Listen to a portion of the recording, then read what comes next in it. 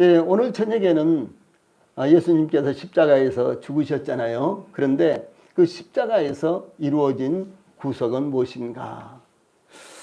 예, 조금 전에 이제 그 사회자도 예, 구속, 죄사함 이런 말씀을 했는데요. 우리가 오전에 말씀 가운데서 구속이라는 것은 죄사함이다. 이런 말씀 여러 번 우리가 나눴잖아요. 그래서 이 죄사함이 과연 무엇인가? 하나님 앞에서 우리가 죄 때문에요. 우리가 죄 때문에 하나님의 복을 받지 못하는 거예요. 예, 우리의 인생의 죄 때문에 우리 인간 가운데요, 여러 가지 불행한 일들이 마구 겹쳤습니다. 계속해서 오는 것입니다. 이 끝이지 않습니다. 예, 그런데 영원한 세계에 가서도 영원히 내가 불행해진다면 그것이야말로 얼마나 불행한 것입니까? 예, 그런데 예수님을 믿으면 그 문제가 해결된다라고 이렇게 성경에서 말씀하고 있고요. 하나님의 아들인 예수님께서 분명하게 말씀을 하셨다는 것이죠. 예, 예수님께서 십자가에 못 박혀 죽음을 당하실 때 예, 예수님의 십자가 좌우편에는 강도 두 사람이 십자가형을 받아서 처해졌습니다. 사실은 예수님께서는 아무런 죄도 없으셨지만은 예수님 좌우편에 있는 사람들은요, 그들이 강도짓을 하다가 붙잡혀서 예수님과 함께 십자가형을 받고 있었어요. 예, 그런데 구약 성경 이사야에서, 그러니까 예수님께서 세상에 오시기 전 약 800년 전에 이사야라는 선지자 이사야가요, 이런 예언을 했습니다. 예, 위에 있는 말씀, 그러므로 내가 그에게 존귀한 자와 함께 예, 몫을 받게 하며 강한 자와 함께 탈취한 것을 나누게 하리니 이는 그가 자기 영혼을 버려 사망에 이르게 하며 범죄자 중 하나로 헤아림을 받았습니다. 예, 그러나 그가 많은 사람의 죄를 담당하며 범죄자를 위하여 기도하였느니라, 이렇게 예언이 되어 있습니다. 이 말씀 가운데 범죄자 중 하나로 헤아림을 받았다라는 말씀입니다. 예수님께서 십자가에 못 박혀 죽으실 때요, 예수님을 십자가에 못 박은 이와 같은 자들이 의도적으로 그 예수님도 죄인이야, 당연히 십자가에 못 박혀서 죽어야 될 죄인이야, 이런 이제 인식을 할 수 있도록요, 이렇게 이제 생각할 수 있도록 예수님 좌우편에 강도짓을 하다가 붙잡혀서요, 사형선고를 받았는데 함께 집행을 하고 있었다는 거죠. 그러니까 그 강도나 그 사람이나 비슷한 사람들이야, 이렇게 이제 인식을 하도록 의도적으로 이렇게 했다는 것이죠. 예, 그래서 예수님께서 아래에 있는 말씀, 내가 너희에게 말하노니 기록된 바 저는 불법자의 동류로 여김을 받았다 한 말이 나에게 예수님 자신에게요, 이루어져야 하리니 내게 관한 일이 이루어 가미니라, 이렇게 이 이사야 선지자의 예언의 말씀을 자신에게 적용시켜서 이루어져야 될 것이라고 이렇게 말씀하십니다. 예, 그러므로 예수님께서 불법자처럼 여김을 받았다는 것입니다. 이와 같이 예수님께서 구원자로 세상에 오시고 십자가에 못 박혀 죽으신 것은 예수님에 대한 예언의 아주 세밀한 부분까지 성취된 것이었다라고 하는 것을 증명하는 것입니다. 예, 예수님께서 오실 것이다 라고 하는 그런 예언이요, 예수님이 태어나시기 전에 어디서 태어나실 것인가, 언제 태어나실 것인가, 어느 가문에서 태어날 것인가, 또 어떤 방법으로 태어날 것인가, 그리고 이제 어떻게 세상을 살며 고난을 어떻게 받고 어떻게 죽음을 당하고, 이와 같은 것들이 무려 250번이나 예언이 되어 있어요. 예. 250번이나 예언이 되어 있는데 그 250번 예언된 것이 하나도 빠짐없이 그대로 예수님에 의해서 성취가 되었습니다. 예. 그러므로 이와 같이 예수님이 오시기 전에 약 1500년부터, 예수님이 오시기 전 약 1500년 전부터 이렇게 예언이 되는데요, 그 모든 예언들이 약 250번이나 되어 있었는데 그 예언들이 그대로 성취가 된 것을 보면서 그분이 예언대로 세상에 오신 바로 메시아, 예언대로 세상에 오신 바로 하나님의 아들이다라는 사실을요, 우리는 인식을 하게 되는 것입니다.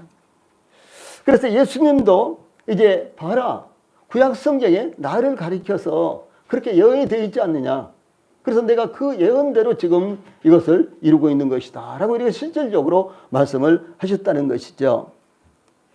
예, 심지어 예수님을 체포한 대제사장들과 이 백성의 장로들, 이 사람들이 이제 종교인들이었는데 이 사람들이 특별히 예수님을 제거를 하려고 백성들을 막 선동을 했습니다.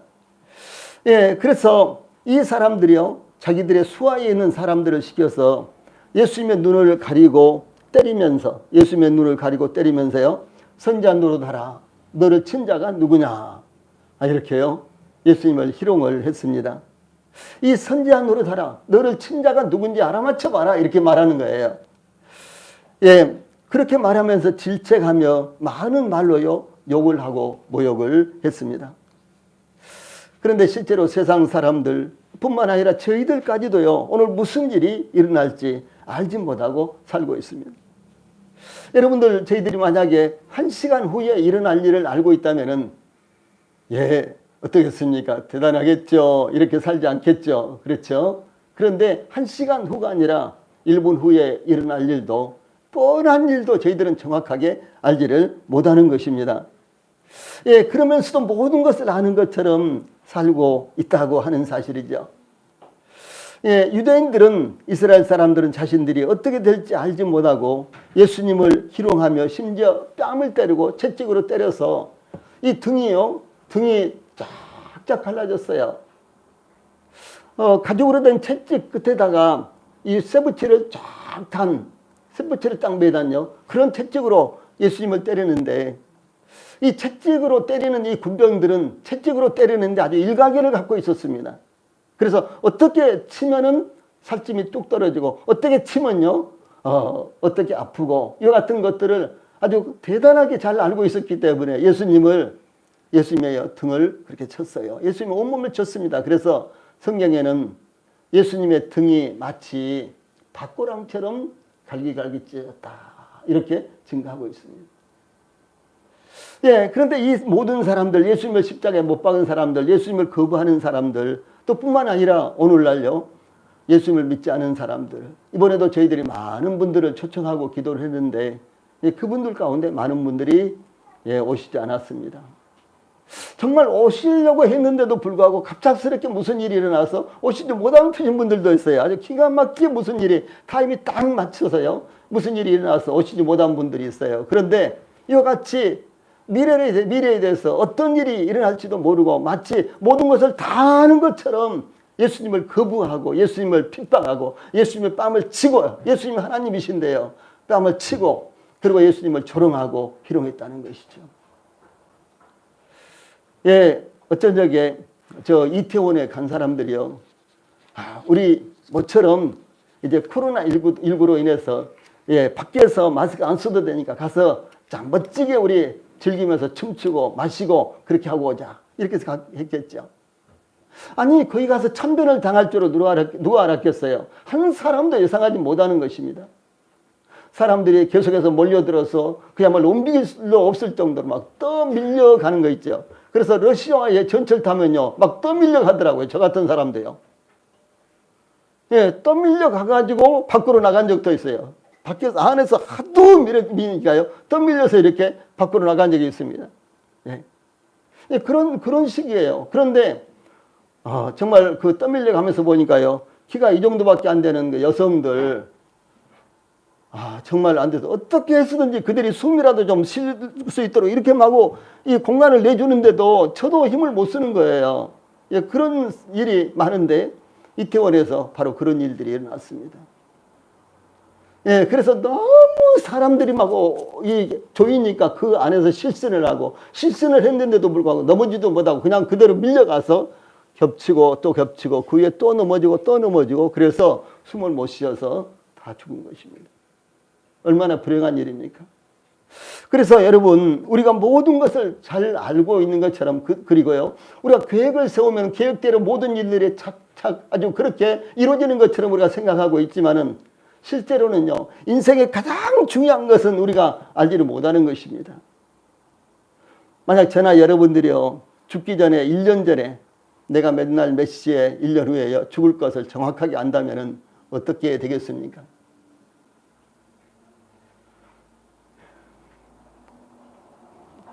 무엇을 원할까요? 예.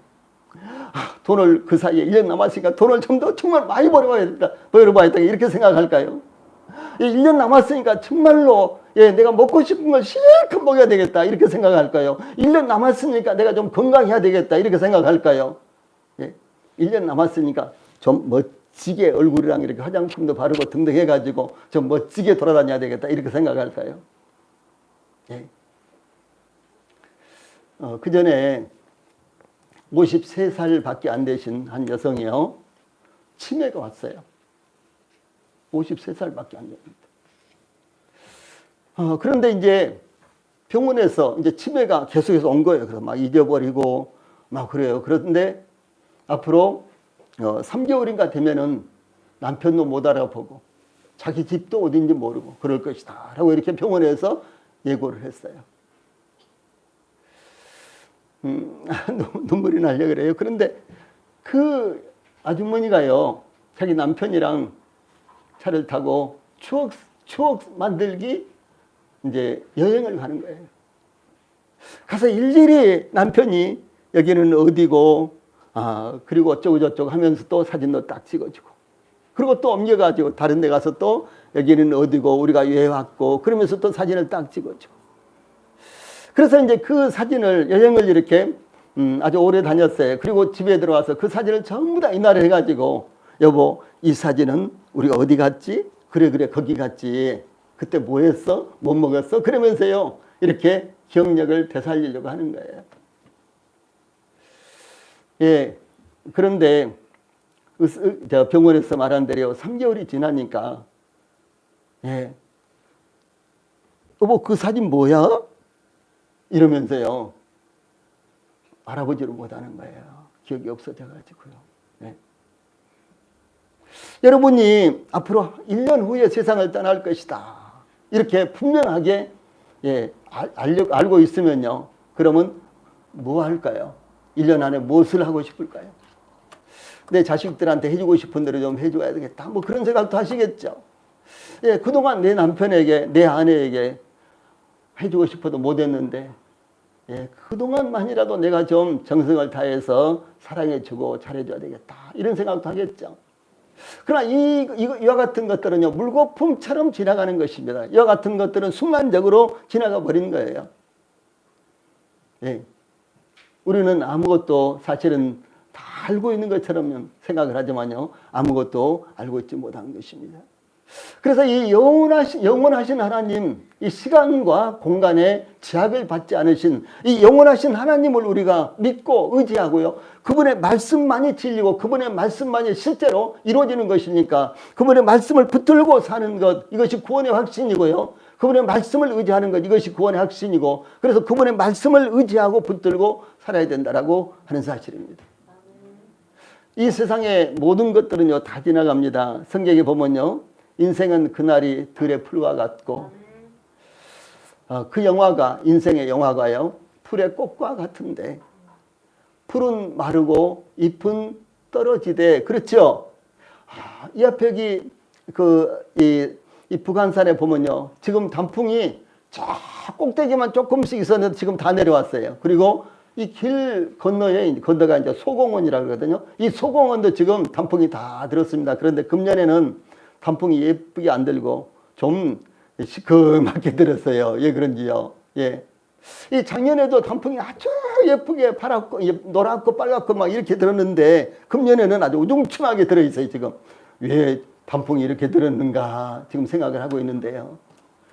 그렇게 지금 단풍이 물들어서 잎이 떨어져 가고 있습니다. 그래서 인생은 그날이 들의 풀과 같으며 그 영화가요 풀의 꽃과 같은데 풀은 시들고 꽃은 떨어지되 하나님의 말씀은 영원토록 있도다 그랬어요. 하나님의 말씀은 영원토록 있도다. 그러면 영원토록 있는 그 하나님의 말씀을 내가 붙들어야지만 된다 이것이에요. 이 세상에 있는 모든 것들은 전부 다 영원하지 않습니다. 아무리 좋은 집을 가져도요, 아무리 많은 돈을 가져도, 아무리 건강한 육체를 가져도요 자기도 모르는 사이에 어느 날 다 무너져 버린 것입니다. 그리고 아무리 움켜쥐려고 해도 나도 모르는 사이에 손이 펴지고 그리고 혼자 떠나는 것입니다. 혼자 떠나는 거예요. 그래서 평생 모은 재산도 평생 사랑하고 아끼는 것도 모두 다 뒤에 두고 혼자 떠나는 것입니다. 혼자 떠나는 것입니다. 가족들이 울면서 같이 가려고 해도 같이 갈 수 없습니다. 예, 가족들이 애원하면서 울면서 섭섭해서 너무나 안타까워서 난리를 해도요, 가족들이 위로해 줄 수가 없는 것입니다. 위로가 안 되는 거예요. 예, 그래서 결국은 혼자 떠나야 되는 것입니다. 그때 여러분들이 마지막으로 의지할 수 있는 것이 무엇이냐? 하나님이십니다. 그때 여러분들이 마지막으로 의지할 수 있는 것이요, 하나님의 말씀이에요. 왜냐하면 하나님의 말씀만 영원한 거예요. 예. 하나님의 말씀은 말씀대로 이루어진다라고 이렇게 말씀을 드렸죠. 하나님 말씀은요, 말씀대로 이루어집니다. 그래서 말씀대로 이루어지는 그 말씀을 우리가 믿었을 때 나의 인생이, 나의 영원한 세계가요, 결정이 된다라고 하는 사실입니다. 예. 자, 여기 예수님을 가리켜서요, 선지자 노릇하라, 너를 친 자가 누구냐. 사실은 예수님의 뺨을 때리면서 책찍으로 때리고요, 이렇게 조롱하는 사람들도 예수님이 누군지 모르고 하는 거예요. 예수님이 누군지 모르고요. 그런가 하면 자기 자신들도 모르고 하는 것입니다. 참 중요한 것인데요, 우리 인생들이 사실상 가장 모르는 것이 자기 자신이에요. 예. 자기 자신을 안다면 모든 사람들이 세상에서 부딪히고 세상에서 죄악범하고 세상에서 마닥심하고 이렇게 살지 않습니다. 예. 자기 자신을 모르는 거예요. 그런데 우리 인간들이요, 자기 자신을 알 수 있는 길은 하나님 앞에 내가 섰을 때 비로소 내가 누군가 알게 되는 것입니다. 예. 그 하나님이 나를 지으신 분이요, 그 하나님이 창조주시죠. 그 하나님이 모든 세계를 주관하시는 주권자이시다. 그 하나님이 주권자이시다라는 것을 알 때 비로소 내가 누구인가라고 하는 것입니다. 여러분 혹시 저기 이천이라든가 여주라든가 이런 데 가면은 이 그릇을 만드는 옹기 굽고 하는데 이런 데 많이 있잖아요. 이제 그런 데 가면요, 이 그릇을 만드는 사람들이 마구 물레를 돌려서, 지금은 이제 전기로 딱 하니까 이 발로 탁 움직이니까 쭉 돌아가더라고요. 그래서 막 이렇게 그릇을 만드는데, 이야, 참 아무리 기술자지만 참 기가 막히게 만들더라고요. 근데 기껏 만들어 놓고 우리가 볼 때는 아무렇지도 않은데 이렇게 들여다보니 마음에 안 들어가지고 탁 버리고 또 만드는 거예요. 또 탁 버리고 또 그걸 이렇게 또 하더니 또 다르게 만들고요. 자기 마음대로 만드는 것입니다. 그래서 하나님은요, 토기장이 옹기를 만드는 사람, 우리는 진흙이다 그랬어요, 성경에. 예, 하나님이 우리를요, 하나님의 마음대로 만드는 것입니다. 그래서 내가 좀 못생겨도, 내가 어려운 가운데서 태어나도, 지금 또 좀 못 살아도요, 하나님이 그렇게 나를 만드신 거예요. 예. 그래서 그 하나님을 알면 내가 만족하게 되고, 내가 감사하게 되고, 그 하나님을 알면 내가 누군지를 알게 된다라고 하는 사실입니다. 여기 유대인들은요, 예수님을 따귀를 때리면서, 채찍으로 때리면서 그 등이요, 밥고랑처럼 마구 이렇게 갈기갈기 살이 찢어지고 이 피가요, 줄줄 이렇게 흘러도 그 예수님을 가리켜서 선지자 노릇하야, 알아맞혀봐라, 너를 친 자가 누구냐. 예수님의 눈을 가리면서요, 이렇게들 했습니다. 예.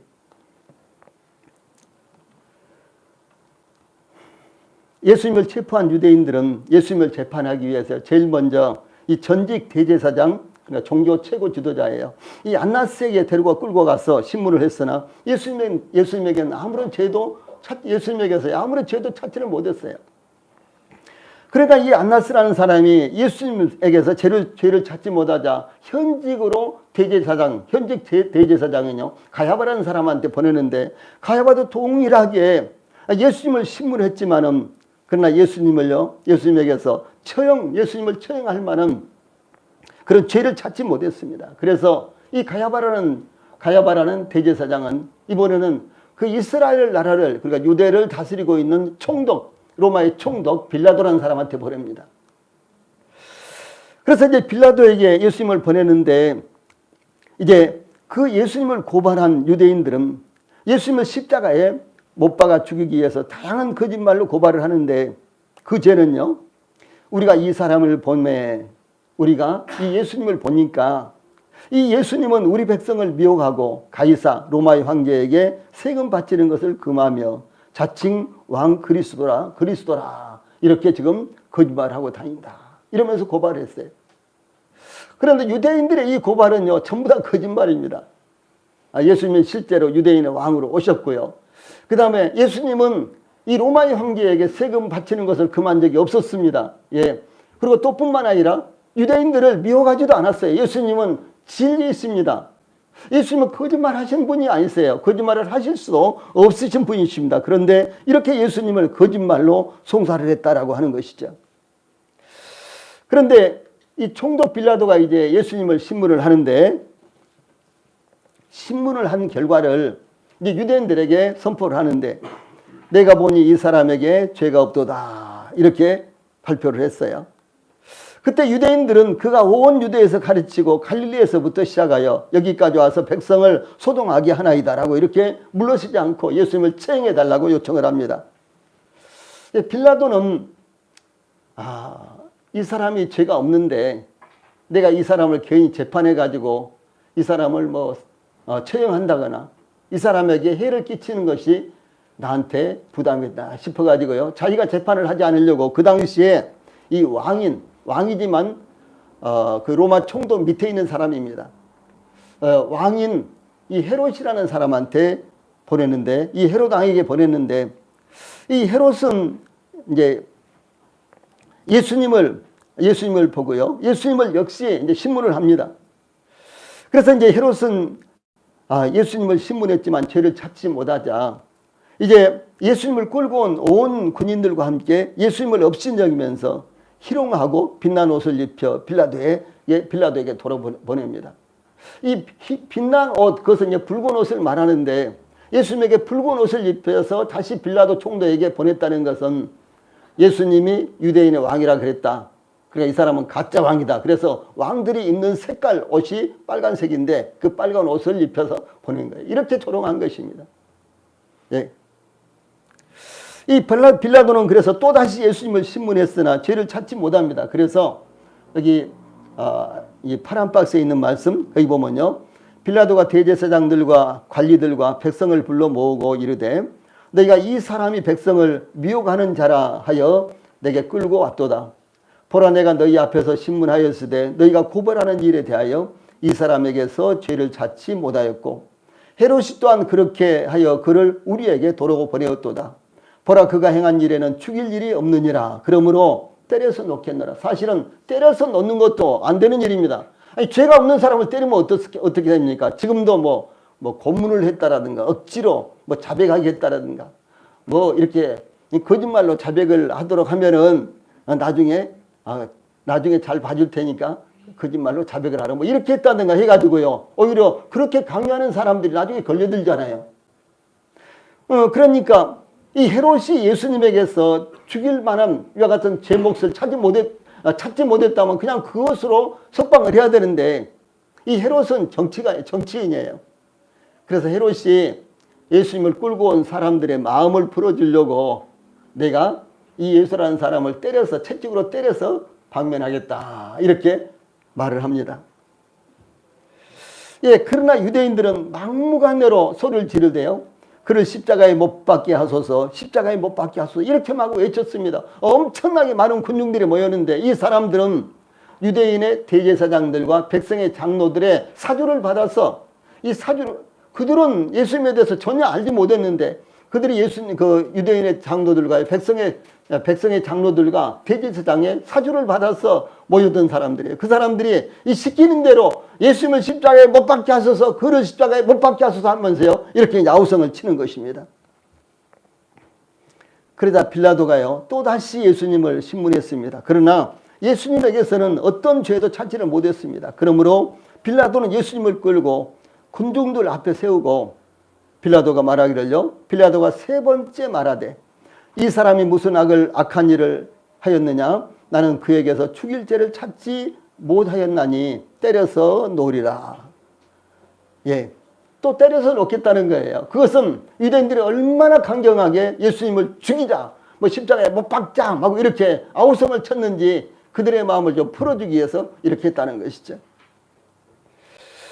그런데 여기서 중요한 것은요, 예수님이 예, 이렇게 제일 처음에 2명의 대제사장들에게 신문을 당했죠. 그 다음에 이제 빌라도에게 신문을 받았죠. 또 빌라도가 이제 이 일을 회피하기 위해서 유대 왕인 헤롯 왕에게 또 보냈는데 헤롯 왕도 예수님을 신문했는데 죄를 찾지 못했죠. 그리고 이제 여기 빌라도가 3번이나 예수님을 신문을 했는데, 그럼 몇 번입니까? 7번이 됩니까? 이렇게 신문을 했는데 예수님에게서 죄를 찾지 못한 거예요. 그러면 어떻게 합니까? 의혹은 있다고 할지라도 혹시 의혹은 있다고 할지라도 방면을 해야 되는지 석방을 해야 되는 것 아닙니까? 그런데 그렇게 하지 않았다라고 하는 것이죠. 예, 세계 어느 나라이든지요. 뭐 저 중국이나 북한 같으면 모르겠어요. 그런데 세계 어느 나라이든지 3심, 1심, 2심, 3심. 그래서 지방법원, 고등법원, 대법원 이렇게 있지 않아요. 그래서 1심, 2심, 3심에서요. 재판을 받아서 예, 무죄가 되면 끝나는 것입니다. 유죄가 돼도 끝나는 거예요. 그렇죠? 유죄가 돼도 끝나고 무죄가 돼도 끝나는데 더 이상 재판이 없습니다. 아무리 이의를 제기해도요. 재판을 받을 수가 없습니다. 그러나 대제사장들과 백성의 장로들의 사주를 받은 백성들은 물러서지 않고 마치 밀란을, 데모를, 혁명을 일으키려고 하는 것처럼 큰 소리로 십자가에 못 박기를 촉구를 했습니다. 그런데 빌라도는 만약에 밀란이 일어난다면 자기의 자리가 틀림없이 이태로워질 것입니다. 그래서 그는 그것을 짐작하고 대야이다 물을 떠오라. 그래가지고 대야이다 손을 씻으면서요. 내가 이 사람을 내어주지만은 이 사람의 죄에 대해서는, 이 사람을 내어준 것에 대해서는 나에게는 아무런 잘못이 없다.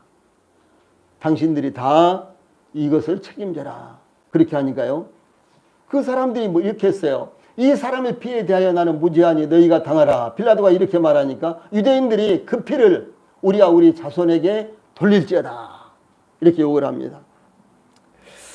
그 피를 우리와 우리 자손에게 돌릴지어다.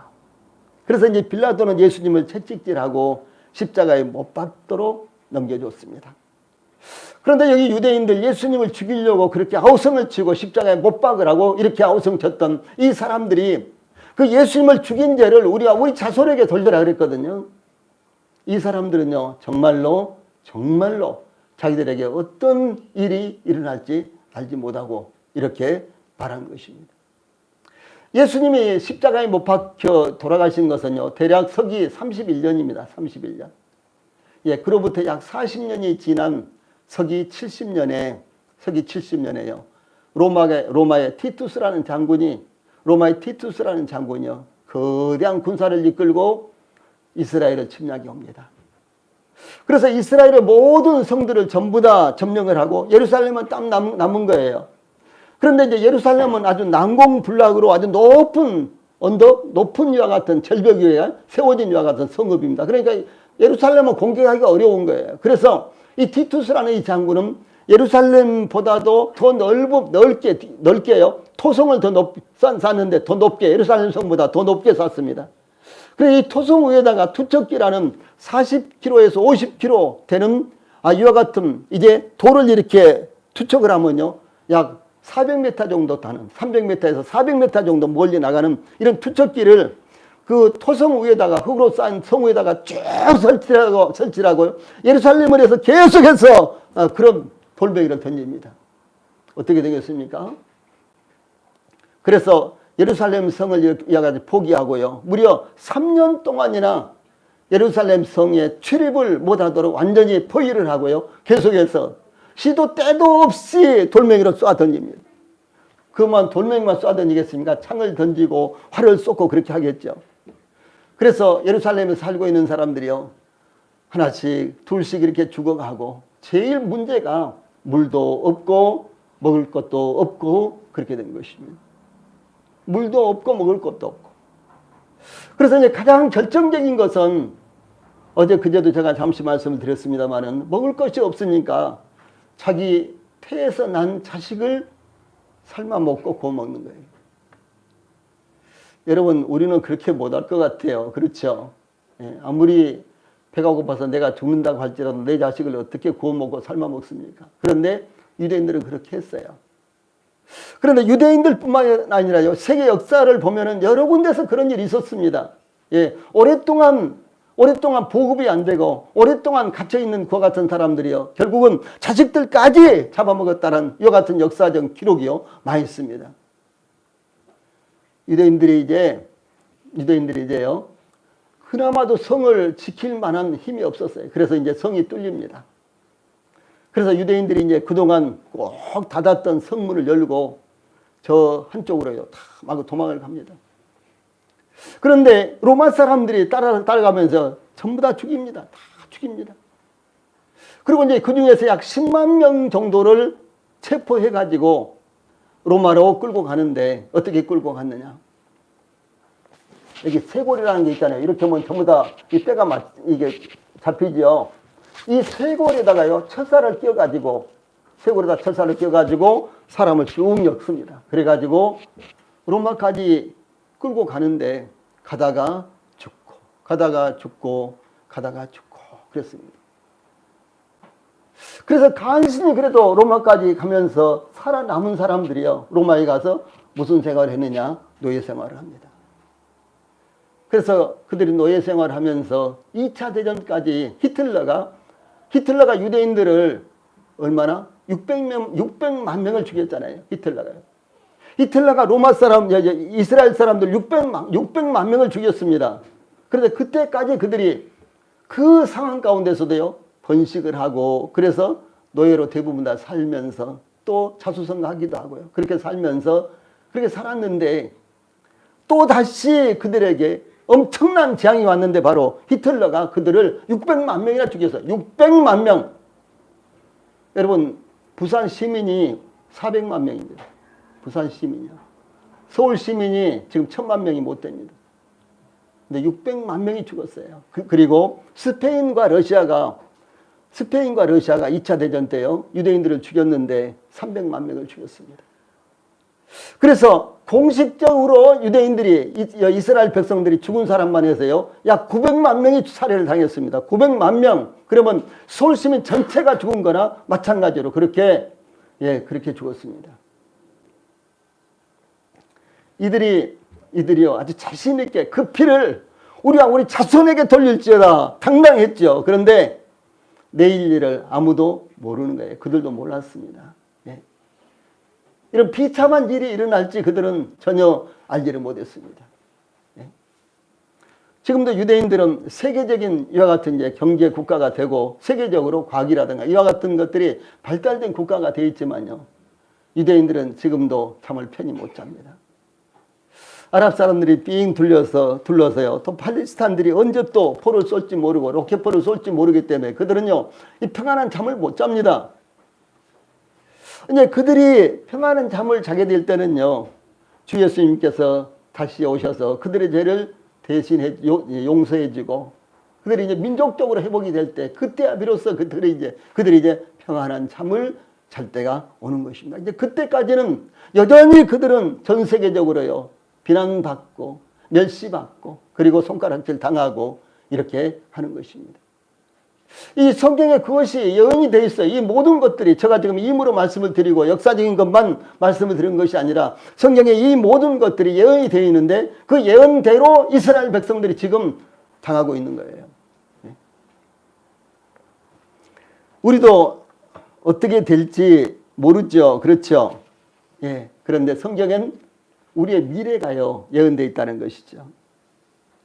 우리가 앞으로 어떻게 될지 성경은 분명하게 예언이 되어 있는 것입니다.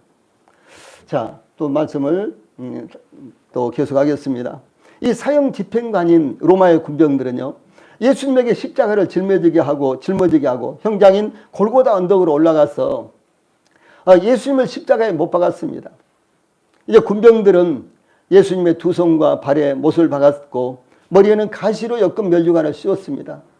예수님은 십자가에 못 박힌 채로 모든 피와 물을 다 쏟으시면서 죽음을 맞이했습니다. 그런데 예수님께서 죽으시는 광경을 가장 가까이에서 처음부터 끝까지 지켜본 그 사형 집행관 책임자가요, 백부장이라는 사람인데, 이 백부장은 뭐라고 했느냐? 이는 진실로 하나님의 아들이었도다. 이렇게 고백을 합니다. 예수님의 죽으시는 그 최후 그 모습을 보면서 이는 진실로 하나님의 아들이었도다. 이렇게 고백을 합니다. 예수님의 십자가형의 이 집행관인 백부장은 예수님이 체포됐을 때부터 십자가에 못 박혀 죽음을 당하시는 순간까지 가장 가까이서 예수님을 목격하고 이 사형을 집행했던 이 사람입니다. 그런데 그는 예수님의 죽으시는 모습을 직접 보면서 누가복음 23장 47절에서는 뭐라고 기록되어 있는 거는요? 이 사람은 정령 의인이었도다. 이렇게 고백을 하는 것입니다. 이 사람은 진짜 하나님의 사람이었다. 이 사람은 정령 의인이었다. 죽을 죄가 없는 사람이었다. 예수님의 죽으시는 모습을 보면서 이렇게 고백을 한다라고 하는 것입니다. 그러면서 하나님 앞에 영광을 돌렸습니다. 이와 같이 예수님은 죄가 없었습니다. 예수님을 고발하던 자들도 죄를 찾지 못했으며 예수님을 신문하던 대제사장, 헤로당, 총독 빌라도 이 사람들도요 예수님에게서 죄를 찾지 못했습니다. 그러므로 예수님은 자신의 죄로 죽은 것이 아니라 성경에 예언된 대로 세상 죄를 짊어지시고 세상 죄를 짊어지시고요 그것을 담당하시고 십자가에서 못 박혀 죽음을 당하신 것입니다.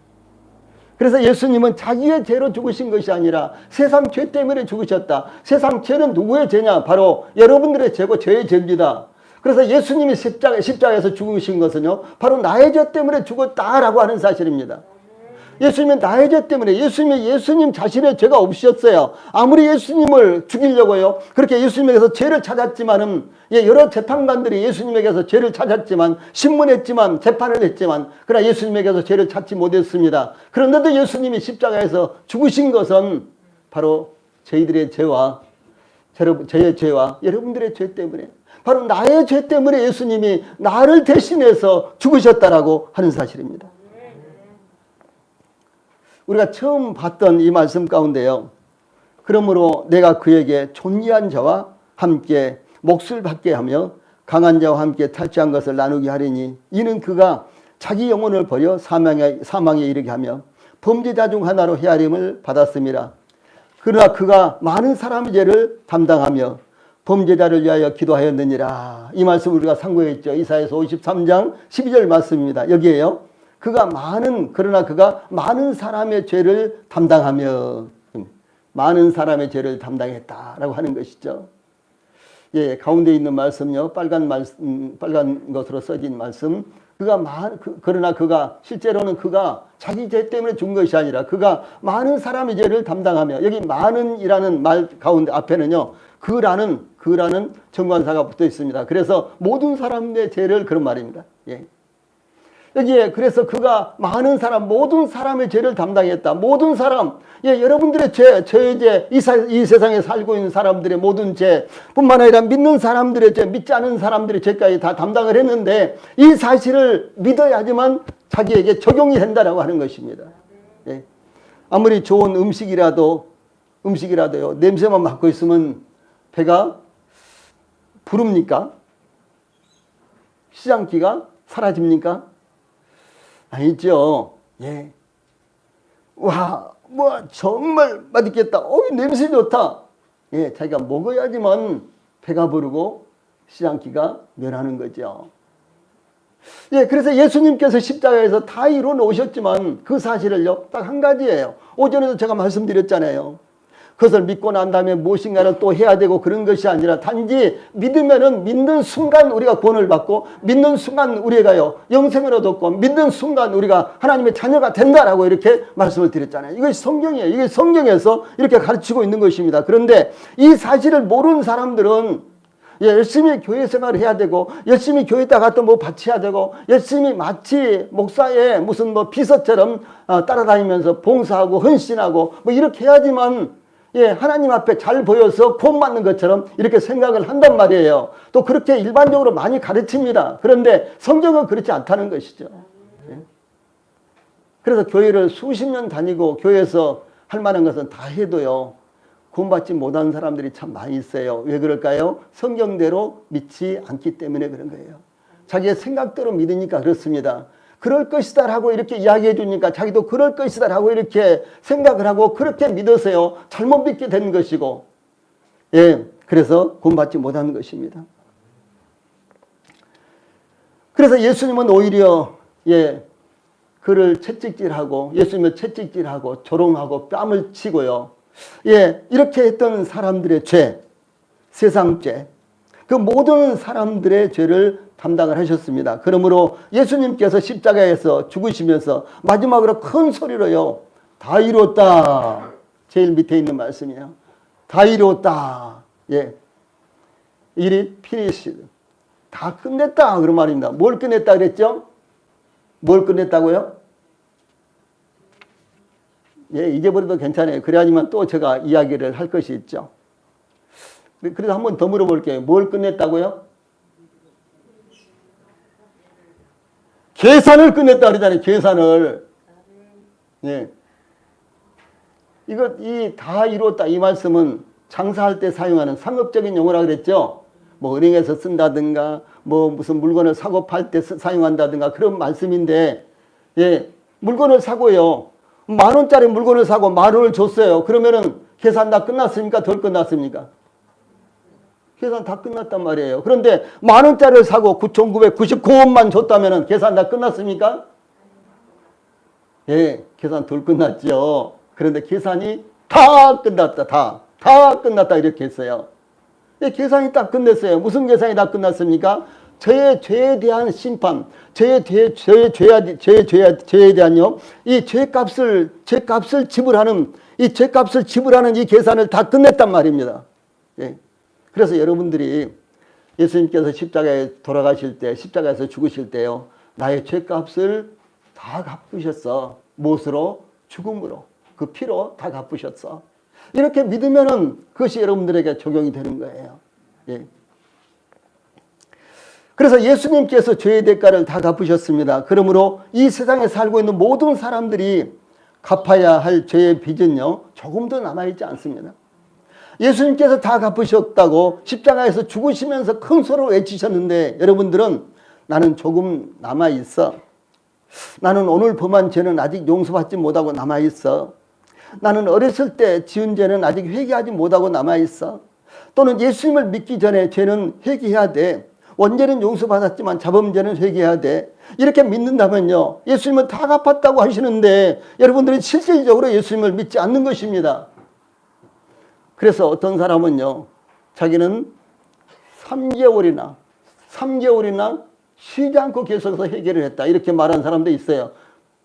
그렇게 말하는 목사님이 계셨는데, 그때 우리 성도들이 여러분이 들었어요. 우리 노천 카페 하면서요. 예. 회개의 중요성에 대해서 제가 말씀을 하니까 그분이, 그래요, 정말 요즘은 회개의 중요성을 몰라요. 나는 3개월 동안이나 회개했는데 그러더라고요. 우리 저 옆에서 우리 성도들이 너무너무 우스워가지고 피해버리고 그 앞에서 웃을 수 없으니까. 아니, 어떤 목사님이 그렇게 말씀을 하시는데 목사님 앞에서 웃어버리고 그렇잖아요. 그러니까 피해버리고 막 이런 일들이 있었어요. 예. 어떤 분들은 그렇게 생각한다는 거죠. 어떤 분들은 죄를 범하면 그날 넘기지 말고 꼭 회개해야지만 용서받는다 그랬어요. 해가 지기 전에 회개를 해야지만 용서받는다 이렇게 가르치는 분들도 있습니다. 아니요, 죄는요, 죄값은 나의 모든 죄가, 원죄가 되든지 자범죄가 되든지, 예, 과거에 지은 죄가 되든지 지금 지은 죄가 되든지 앞으로 내가 지을 수 있는 가능한 미래의 죄가 되든지 간에 모든 죄값은 예수님의 십자가에서 다 갚아졌습니다. 예, 그 모든 죄가요, 세상죄 보따리 가운데 들어있는 거예요. 그래서 세상죄 보따리를 예수님이 짊어지시고 그 죄값을 한 번에 십자가에서 죽으시면서 갚으셨다라고 하는 사실이에요. 예, 이것을 받아들인 것입니다.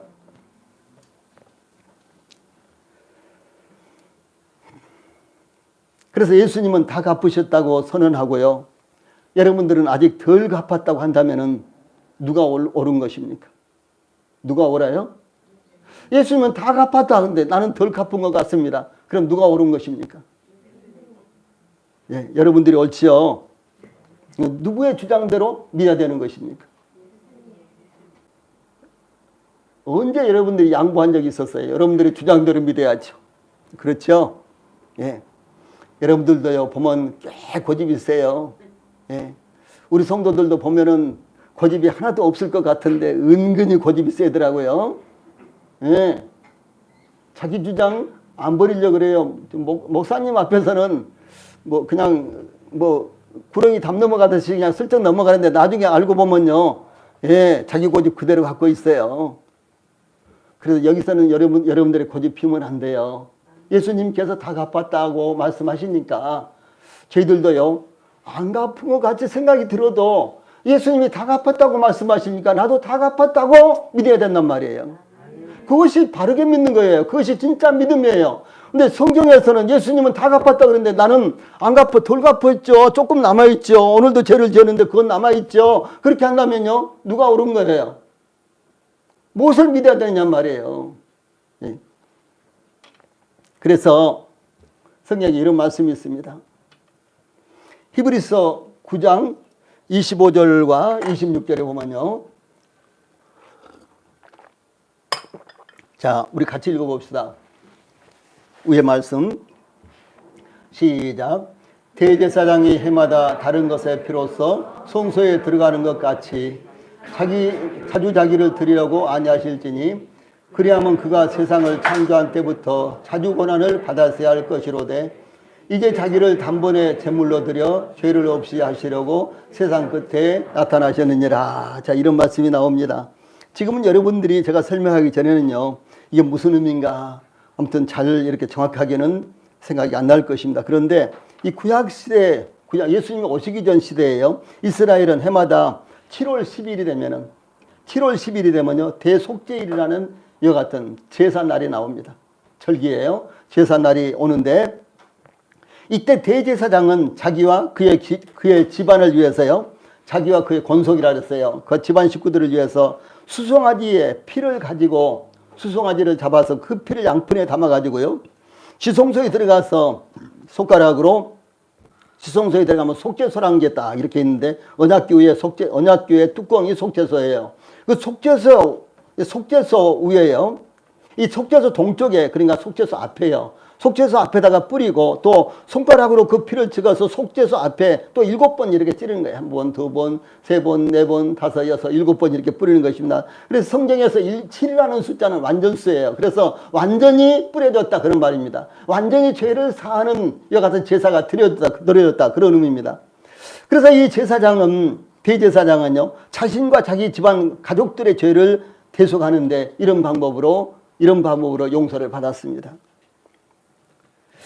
예, 그 후에 이렇게 한 번 그런 일을 하고요. 바로 그날 그 후에 백성들의 죄를 대속하기 위해서 순념소에, 그러니까 자기와 자기 가족들을 위해서는 이 수송아지의 피를 가지고 들어가는데 이제 백성들을 위해서는 그보다 조금 급이 낮은 순념소에 피를 이제 지성소에 가지고 들어가서요, 똑같은 방법으로 피를 뿌립니다.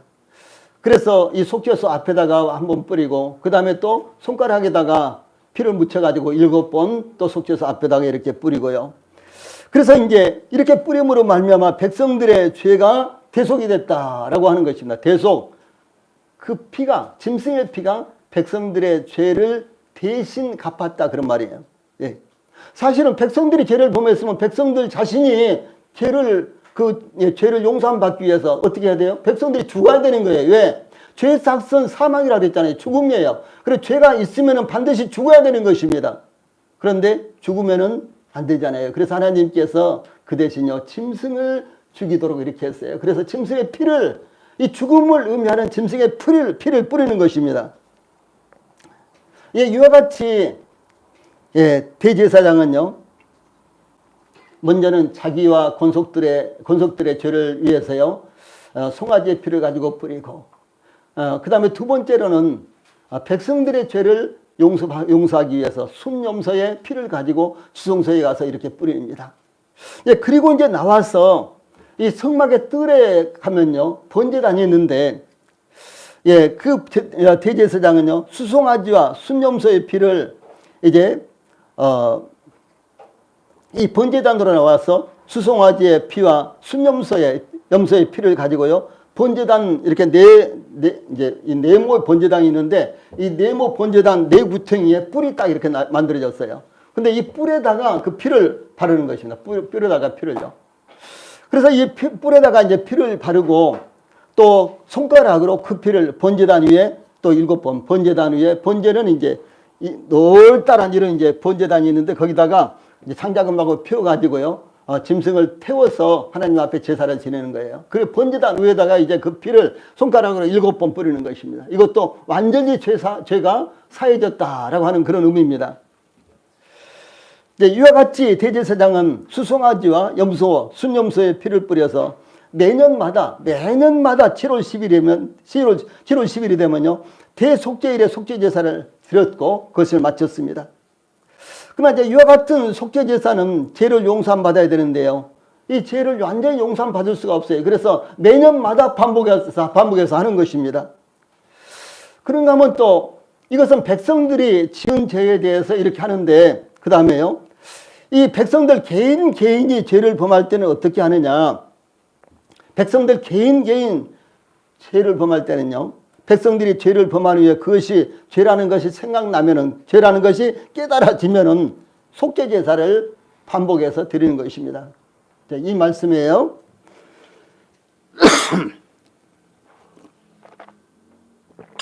자, 우리 같이 읽어봅시다. 시작.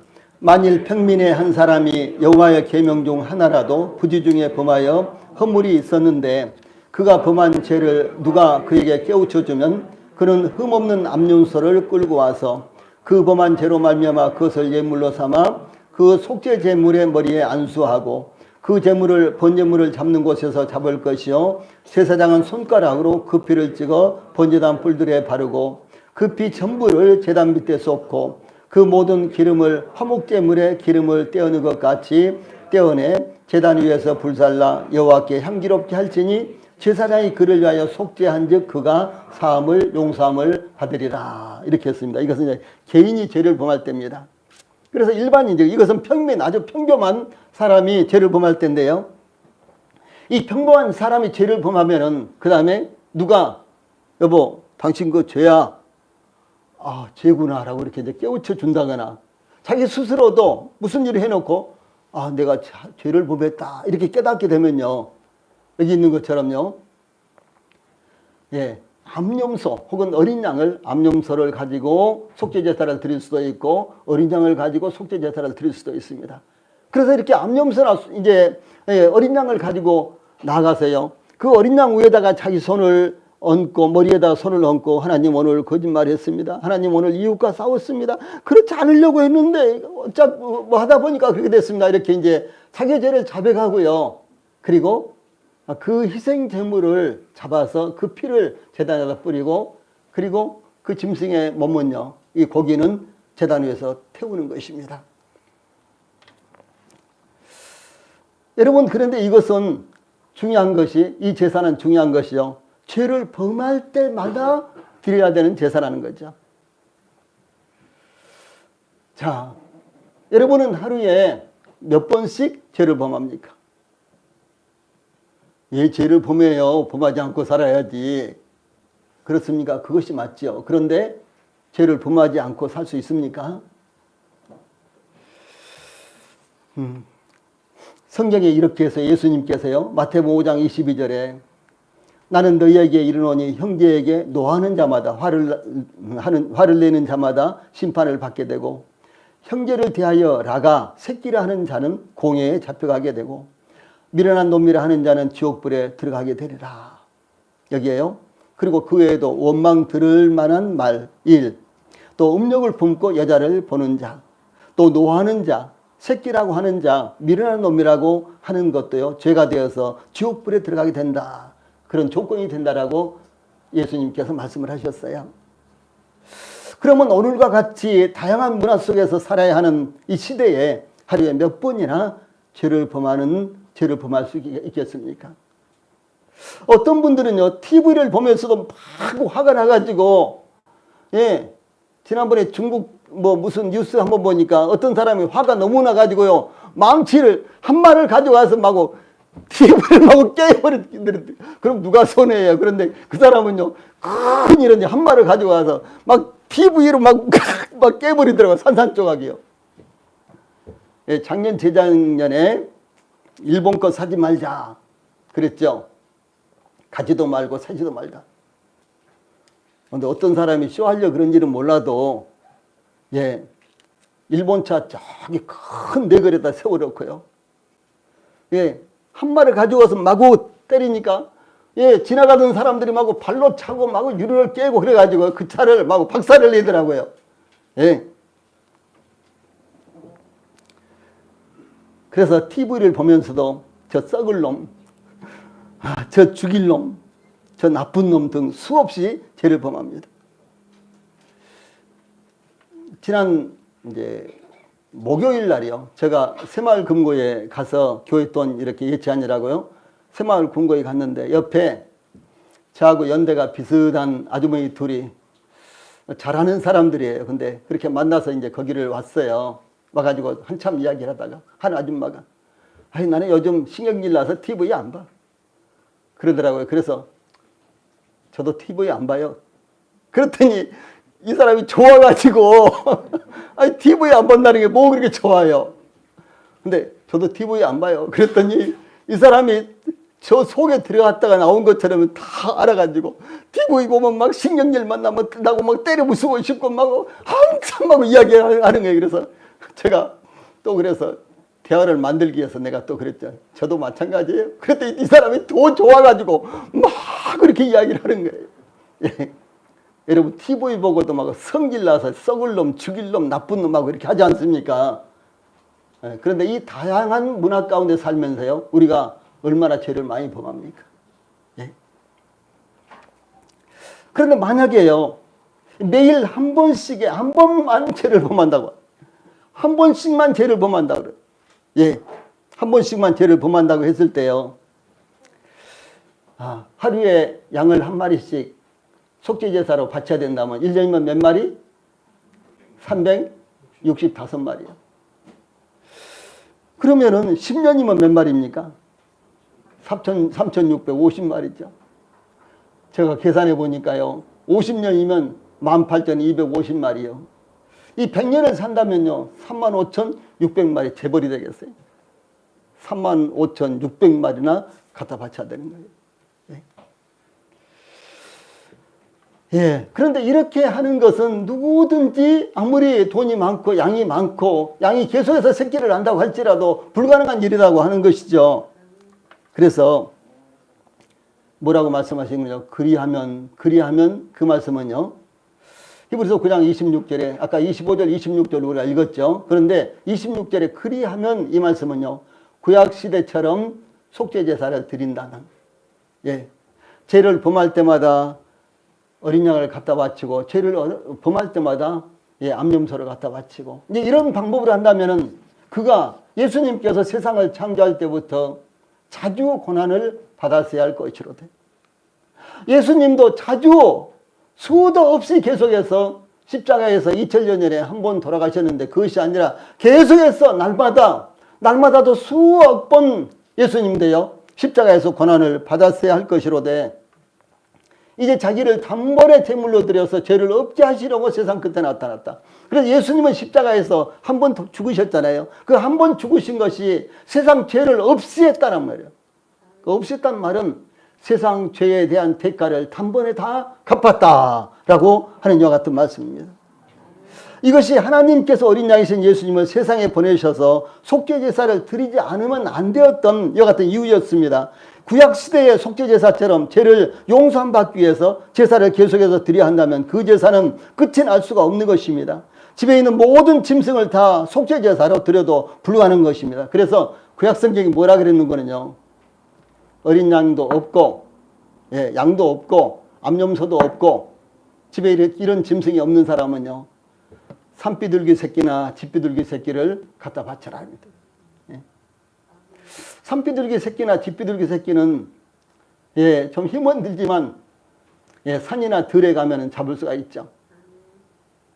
그래서 집에 양도 다 없고 그러니까 과거에 양이 몇만 마리인데 날마다 바치다 보니까 어떤 날은 2마리도 바치고 3마리도 바쳐야 됐겠죠. 이렇게 바치다 보니까요. 이제 양도 집에 없어지고 예, 그리고 이제 암염소도 없어졌어요. 이제 그런 사람을 위해서 하나님께서 뭐라고 말씀하셨느냐. 그런 사람은요, 산비둘기 새끼나 집비둘기 새끼를 갖다 바쳐라. 왜냐하면 왜 그래요? 왜 그렇습니까? 예, 죄의 삭은 죽음이니까 죽음이 있어야지만 죄가 용서받을 수 있는 거예요. 그래서 무엇인가 생명을 죽여야 되는데, 예, 짐승을, 이제 염소나 어린 양이나 이런 이제 짐승이 없다면은 산비둘기 새끼나 집비둘기 새끼라도 가서 바쳐야지만 죄가 용서된다는 거예요. 그래서 이 사람은요, 날마다 어린 양도 갖다 바쳐버리고 염소도 갖다 바쳐버리고 이제 집에 그런 짐승이 없어요. 그러니까 이제 어떻게 해야 되겠어요? 산비둘기 새끼나 집비둘기 새끼 잡으러 다니는 거예요. 예, 매일같이요. 여러분도 구약시대처럼, 여러분들도 구약시대처럼, 예, 그렇게 죄를 용서받는다면요, 내일 직장에 가시지 말고, 예, 여기 북한산으로 산비둘기 새끼나 집비둘기 새끼 잡으러 다니셔야 되는 거예요. 예. 성경의 가르침이 이게 성경에서 이렇게 말씀하고 있는 거예요. 예. 그래서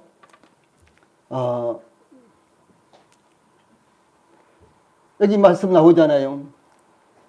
짐승이 없는 사람은 산비둘기 새끼나 집비둘기 새끼라도요, 새끼라도 바쳐야만 죄를 용서받을 수 있다고 가르치고 있습니다. 레위기서 5장 7절, 12장 8절, 14장 22절, 30절, 그래도 많이 나와 있습니다. 예. 자, 그래서요, 어떻게 해서든지 생명이 되어야지만 죄가 용서될 수 있기 때문에 이 반복적으로 이렇게 성경 가르치고 있는 것입니다. 그러므로 만약 우리가 죄를 범할 때마다 회개함으로 용서받고 이 죄를 용서해 주십시오 라고 회개하고 기도함으로 용서가 된다면은, 만약 그렇게 된다면은 그때마다 죄를 용서해 주시기 위해서는요, 희생제물이 필요하다라고 하는 것입니다. 왜냐하면 죄의 삭은 사망이요, 그리고 히브리서 9장 22절에 율법을 따라 거의 모든 물건이 피로써 정결케, 피로써 깨끗하게 되니까, 죄가 깨끗하게 되니까 피 흘림이 없으면, 죽음이 없으면은 용서가 안 된다라고, 피 흘림이 없으면 사함이 없는 자라, 이렇게 증가하고 있습니다. 그래서 죄를 용서받기 위해서는 반드시 즉 죽음이 필요하기 때문입니다. 그래서 예수님께서도요, 2000년 전에 십자가에서 죽으신 것으로 끝나는 것이 아니라 여기 자주, many times, 자주, 예수님이 자주 고난을 받았어야 한다는 거예요. 고난을 받았다는 것은 무엇을 말합니까? 십자가에서 죽으셔야 된단 말이에요. 2000년 전에 예수님께서 갈보리 언덕에서 한번 죽으신 것으로 끝나는 것이 아니라 그 중에서도요, 구약시대처럼 죄가 용서된다면은, 구약시대의 방법처럼 죄가 용서된다면은요, 예수님은 그 후에도 자주 계속해서 지금 75억이나 76억이나 되니까 인구가, 세계 인구가 매일 한 사람이 한 번씩의 죄를 범한다면 예수님은 오늘도 전 세계 사람들의 죄를 용서해 주시기 위해서요, 무려 76억 번이나 십자가에서 죽고 또 내려오고 죽고 내려오고 죽고 내려오고 이렇게 해야 된단 말이에요. 여러분, 이것이 가능한 일입니까? 그래서 예수님께서도 날마다 매 순간마다 십자가에 못 박혔다가 장사 지내셨다가 또 다시 십자가에 못 박혔다가 장사 지내지시고 또 십자가에 못 박혔다가 장사 지내지시고, 이런 일이 끝없이 반복돼야 된다라고 하는 사실입니다. 왜 그럴까요?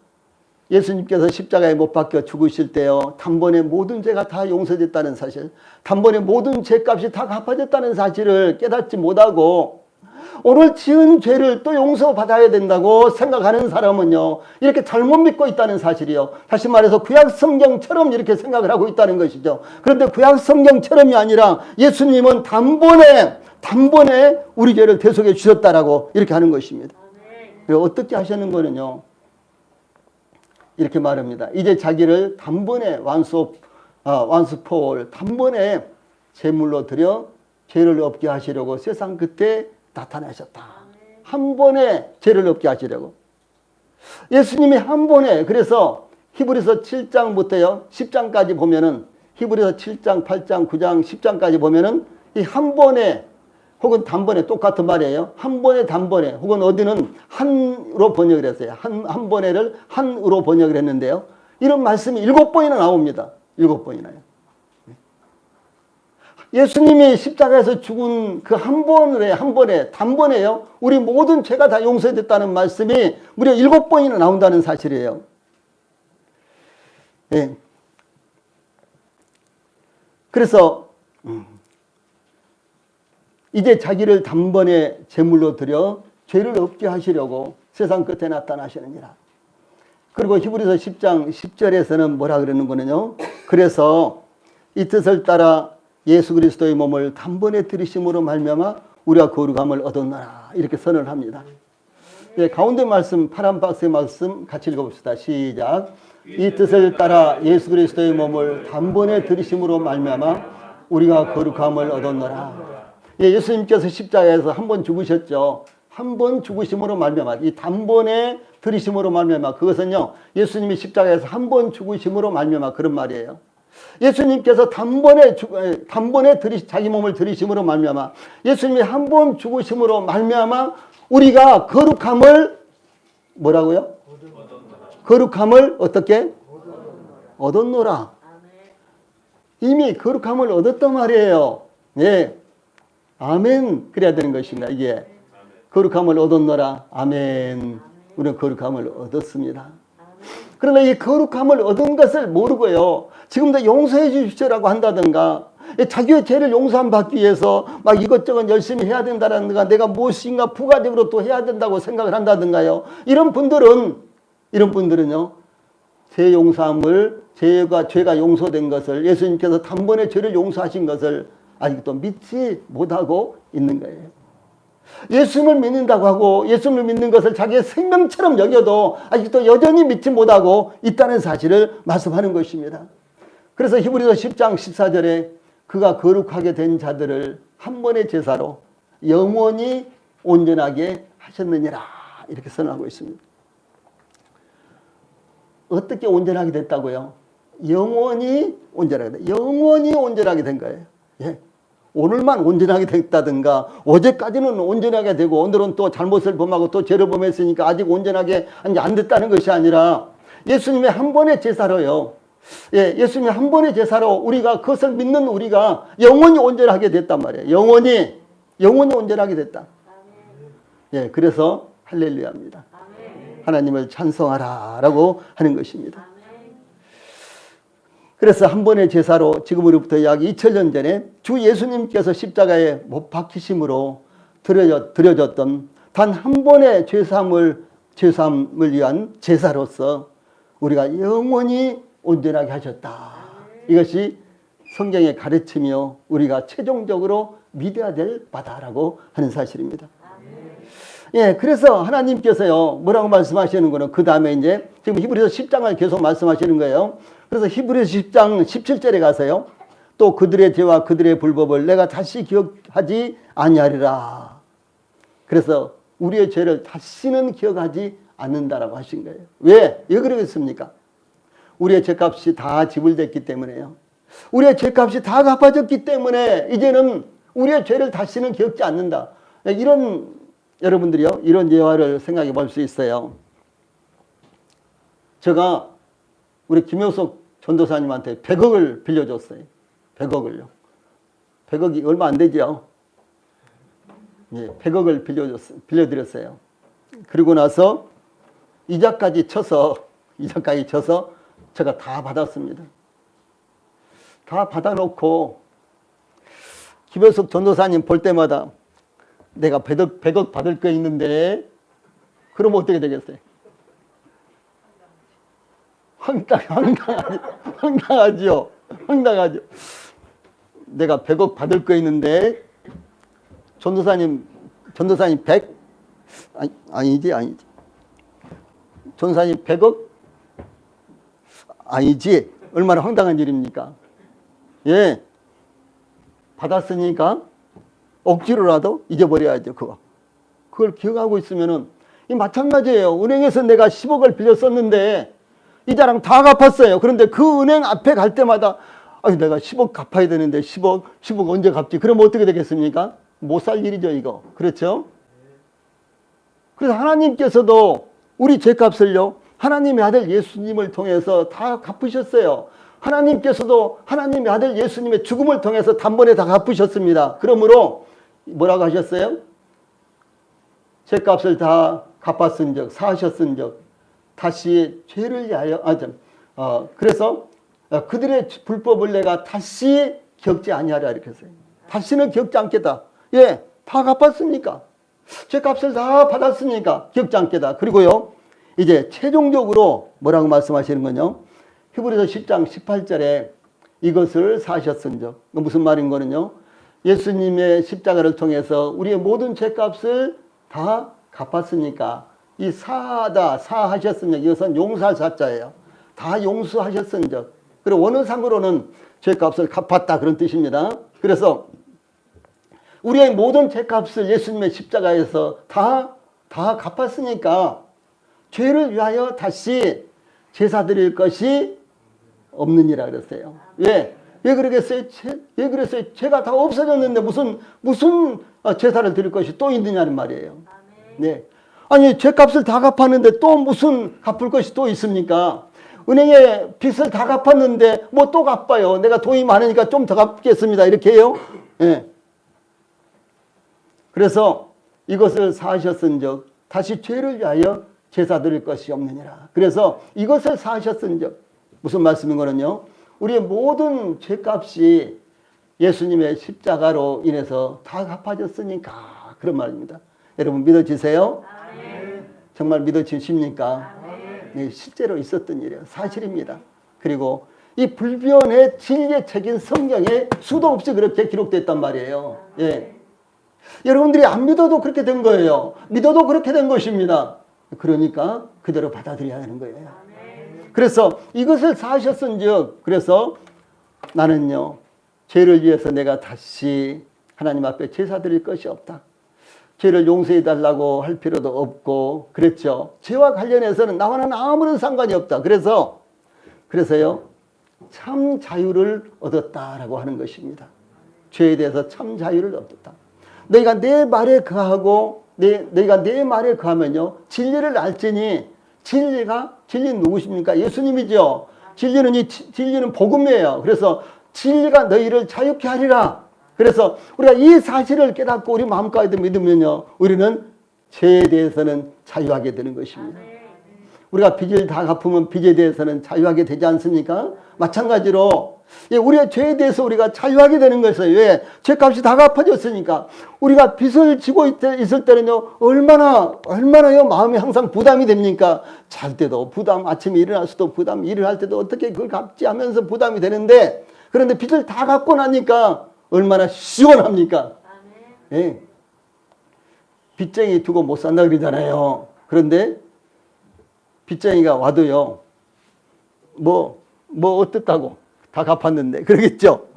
예. 그런데 빚쟁이 만나가지고 갚기는 갚았는데 아이고 또 갚으라 그러면 뭐 어떡하지? 뭐 그런 사람이 어디가 있겠어요. 예? 빚 다 갚았으니까 빚쟁이가 와도요. 예? 그래 어때? 다 갚았는데 어떻게 하겠어? 예, 그럴 건 아닙니까? 그래서 이것을 사셨은즉 우리의 죄값을 다 예수님께서 우리를 대신해서 갚아주셨으니까, 예수님께서 죽음으로써 우리의 죄값을 다 갚아주셨으니까 우리가 다시는 죄를 위하여 제사 드릴 것이 없다. 할렐루야. 여러분, 이 사실을요, 여러분 마음 가운데 그렇구나 라고 이렇게 받으세요. 예, 그것이 구원받는 거예요. 그렇게 하셨구나. 하나님이 저를 사랑하셔서 저를 구원하시기 위해서 그렇게 하셨구나. 이렇게요, 여러분들이 마음에 받으시면은 그것이 구원받는 거예요. 예, 여러분, 3일 동안 계속해서 나온 분도 계시고, 그런데요, 수고 많으셨습니다. 참 감사합니다.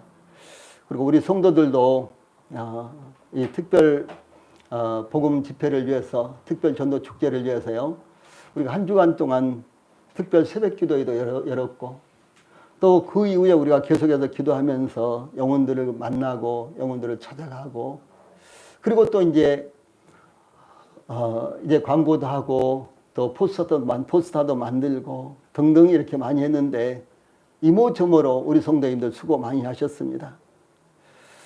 그래서 우리 모든 성도님들이 하나님 앞에 큰 은혜를 입었다라고 이렇게 받으시면 여러분들에게 축복이 될 것입니다.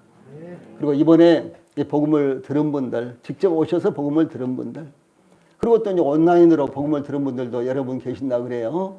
그분들도 모두가 다 이 사실, 정말 이 간단한 이 사실만 마음에 믿어지면 그것이 구원받는 것이고 이 순간 하나님의 자녀가 되는 것입니다. 그래서 이제 하나님의 자녀로서, 하나님의 백성으로서 여러분들이 하나님의 은혜 가운데 살아가시기를 간절히 축복합니다. 네, 기도하시고 마치겠습니다.